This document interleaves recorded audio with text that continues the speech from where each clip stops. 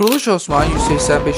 bölümünün 2. fragmanında filmin sonlarına yakın en önemli detayları sizinle paylaşmak istiyorum. Ulugan'ın obaya saldırmasından sonra Osman Bey'in en kıymetli hazinelerinden olan Fatma Hatun ve Orhan Bey'in hatunu Holofira tehlikeye düşüyor. Savaş esnasında Holofira ve Fatma Hatun yiğitçe düşman askerleriyle Moğollarla savaşarak onlara geçit vermiyor. Holofira'nın hamile olması savaşmasını zorlasa da unutmadan arkadaşlar, kanalımız yeni olduğu için beğenileriniz benim için çok önemli. Videonun sonunda yapacağınız tüm yorumları okuyup cevaplıyor olacağım. Uzatmadan devam edelim. Setin savaşta Moğol askerlerini geriye çekilerek bir öldürüyor. Birden Moğollardan biri Holofira'nın kafasına kılıcın tutacak yerinden darbe indiriyor. Holofira yere düşüyor. Osman Bey ve Alper'i de obada bu esnasında hazırladıkları tertibe esasen Moğolların mağarada sakladıkları altınları almaya gidiyor. Mağaraya vardıklarında mağaranın içinden çıkan Altuga asla altınları almayacaksınız diyor. Osman Bey gel İslam'ı kabul et dese de Altuga kulak vermiyor. Savaş başlıyor. Savaşta Altuga kendi kardeşi olan Cerkutay'a ok atmak istese de Osman Bey buna izin vermiyor. Cerkutay'la Altuga'nın karşılaşmasında Cerkutay'ın gözüne Altuga kum atarak ondan uzaklaşıyor ve nökerlere mağaraya girmelerini söylüyor. Cerkutay aslında kardeşiyle birçok karşılaşmaları vardı. Lakin onu her karşılaşmada öldürmek istese de öldüremiyor. Gelin tarihe bir göz atalım. Moğol komutanı Balgay'ın yanında olan Cerkutay Bamsı Bey ile birçok karşılaşmadan sonra onun yanında Müslümanlığı kabul ederek Kaya Obası'nın alpi olur. Sonrasında hızla yükselerek bey olan Cerkutay Aycül Hatun'la evlenerek Kaya Obası'nın içinde güçlü bir yer edinir. Sonrasında bir savaşta Aycül Hatun şehit olduktan sonra Ülcan Hatun'la evlenerek Gazi Alp adında oğlu olmuştur. Tarihe baktığımızda aslında Cerkutay Alp adında Osman Bey'in alpi bulunmamaktadır. Sadece dizinin kurgusal sahnesini oluşturarak dizi izleyenlerin sevimlisi olmuştur. Diziye gelirsek mağaraya dahil olan Osman Bey ve alpleri Altuğa'nın tuzağına düşerek ateşli patlayıcı ile alpler bir yana dağılır. Kendine gelen Osman Bey yeni bir valse verir. Onlara nöker kisvelerini giyerek şaşırtmaca yaparak Esenbiçi Hatun'a yine bir oyun yapar. Osman Bey'in maksadı Esenbiçi Hatun'un oğlunu tuzağa seçerek nökerleri birbirine kırdırmak olur. Osman Bey Orhan'ı da yanına alarak gizli obasına doğru at sürür. Obaya yaklaştığında obadan yangın tütsüsünü görür. Telaşa düşerek obaya gider. Obaya vardığında her yerin yangın yeri olduğunu görür. Ama bundan evvel obaya saldıran Ulugan nökerler savaştığında neredeydi? Osman Bey'in geleceğini tahmin eden Ulugan bir taraftan Osman Bey'i bekliyordur. Çünkü Altuga'ya Osman Bey'e obasının yandığını söylemesini istemişti. Esenbiçi Hatun da savaşta oğlu Sargun ile bekleyerek obanın yanmasını izliyordu. Ama sonrasında oğlunun isteği üzerine savaşa dahil oldu. İşte burada Osman Bey elindeki oklarla gelerek ilk önce gördüğü nökerleri kırarak obaya dahil oldu. Obanın yangın yeri olduğunu gören Osman Bey ve Orhan bir anda Fatma'nın sesini duydular. İşte dizinin sonunda en çok görmek istediğimiz sahnede Osman Bey Fatma'yı yerde çaresiz görünce ve Esenbiçe'nin elindeki kılıçla Fatma Hatun'u öldürmek istemesiyle elindeki oku gererek Esenbiçe'ni vurmak istediğinde Sargun Esenbiçe Hatun'a anne diyerek bağırdı. Esenbiçe Hatun da Osman Bey'in okundan sıyrılarak geri çekildi. Orhan da Holofira'nın yerde olduğunu gördü. Nöker Holofira'nı öldürmek istediğinde Orhan elindeki hançeri nökere fırlattı. Nöker yere düşerek öldü. Orhan Holofira'yı kurtardı. Ama o sırada Ulugan bir taraftan gelerek Orhan senin ecelin ben olacağım dedi. Osman Bey de Fatma'yı kurtarmak istedi ama Esenbiçe onun boğazına kılıç dayayarak yaklaşma Osman dedi. Osman Bey Esenbiçe'ye onunla uzlaşacağını söyledi. Ama nökerler her taraftan onları sarıyordu. Bu sırada Orhan ve Holofira da kaçarak Osman Bey'in yanına geldiler. Ama arkadaşlar sürpriz bir anda Moğollara arka taraftan birkaç alp tarafından ok gelerek nökerleri oyaladı. Fatma Hatun Esenbiçe'ye bir darbe indirerek Osman Bey'in yanına geldi. Nökerler ağaçların arkasına saklanırken Osman Bey Orhan'la birlikte Fatma ve Holofira'yı alarak ormanın derinliklerine çekilirler. Nökerler Ulugan'la birlikte Sargun da onlara katılarak Osman'ın ardından takip ederler. Osman'ın peşine düşen nökerler ormanda Osman Bey'in karşısına çıkarak onunla savaşır. Nökerleri bir öldüren Osman Bey ve ailesi yine kaçarlar. Yolda karşılarına Ulugan çıkar. Osman Bey'e hücum etmek istediklerinde o anda ormanın batı tarafında oklarla nöker kılığında alpler Ulugan ve nökerlerini yere püskürtürler. Osman Bey ve ailesi ormanda kaçarak Ulugan ve Sargun'u atlatırlar. Ulugan nökerleriyle obayı gözetlerken Bala Hatun evvelde Sofyanı alarak Halime'nin yanına gitmek istemesini de göz önünde bulundurmak isterim. Ama öncelikle dizide Esenbiçe Hatun'un Osman Bey'e kadın komutan gibi diz çöktürmesi görülse de tarihe baktığımızda Osman Gazi'ye diz çöktüren kadının olması bulunmamaktadır. Lakin kaynaklarda Moğol İmparatorluğunda naib görevini yapan Törecene Hatun'un ismi bulunmaktadır. Törecene Hatun'un yiğit bir kadın olması ile birlikte birçok savaşlarda Moğol İmparatorluğuna katkı sağlamıştır. Naiplik görevlerini 1241 ve 1246 yıllarında yaptığı tarih kaynaklarda bulunmuştur. Lakin Osman Gazi'nin 1258 yılında doğması nedeniyle tarihi açıdan ve mantıklı baktığımızda bunun mümkün olmadığını görüyoruz. Bala Hatun'un Sofya'nın tahmin etmesine rağmen Bizans köyüne gelir. Köyde bir kadına rastlarlar. Bu kadın da bu taraftan gelin diyerek küçük bir kulübeye gitmelerini söyledi. Sofya da artık kendi kızına kavuşacaksın diye yılan sözleriyle yalan söyleyerek onu kandırır. İçeri dahil olurlar. Bu sırada Sofya Bala Hatun'un elinden kaçarak sinsi bir gülüş sergiler. Hristo askerleriyle gelerek Bala Hatun'un boğazına hançeri tutar. Bala Hatun da evvelden plan yaparak Alaaddin Bey gelinleri ile Sofya ile gideceğini, Alaaddin ile birlikte arkadan gelmelerini söyler. Alaaddin de Gonca ve iki Alpi ile geldiğinde yolda Bizans askerleri karşılarına çıkar. Alaaddin iki Alpine bizim peşimizden gelin, yolda karşımıza düşman çıkarsa oklarla onlara vuracaksınız dediler. Alaaddin böylece Bizans askerlerini atlatarak oradan kaçarlar. Köye gelen Alaaddin ana diye bağırır. Sofya şoka düşer ve ne yapacağını bilmez. Hristo'ya onların peşinden gitmesini ve öldürmesini emretti. Hristo gidince Bala Hatun yanında olan iki tane Bizans askerini öldürerek Sofya'nı dışarı çıkardı. Bala Hatun Sofya'nı savaşa seçerek orada öldürmek planı vardır. Bu sırada Alaaddin Bey de Hristo'yu yaralar. Hristo yaralandığında hemen Bizans askerleri Alaaddin ve Gonca'nın üzerlerine gelirler. Bala Hatun dışarı çıkarak Alaaddin ve Gonca'ya buradan gitmemiz gerektiğini söyler. Alaaddin de Alplerle birlikte hatunları alarak Bizans köyünden çıkarlar. Bizans köyünden çıkmalarına rağmen Sofya onları takip ettirir. Bala Hatun oradan gidecekken Sofya'ya kızını bulacağını söylemişti. Sofya da asla bulamayacaksın diyordu. Ormana doğru ilerleyen Bala Hatun obaya gitmeleri gerektiğini Alaaddin'e söyler. Sonrasında obaya giderler. Obaya yaklaşırken dumanları gören Bala Hatun ve Alaaddin Bey dururlar. Gonca ne yapacağız ana der. 5. fragman analizi bu kadardı. Sık sık içerik görmek ve attığım videolardan ilk siz haberdar olmak istiyorsanız abone olduktan sonra bildirim zilini açmayı unutmayın.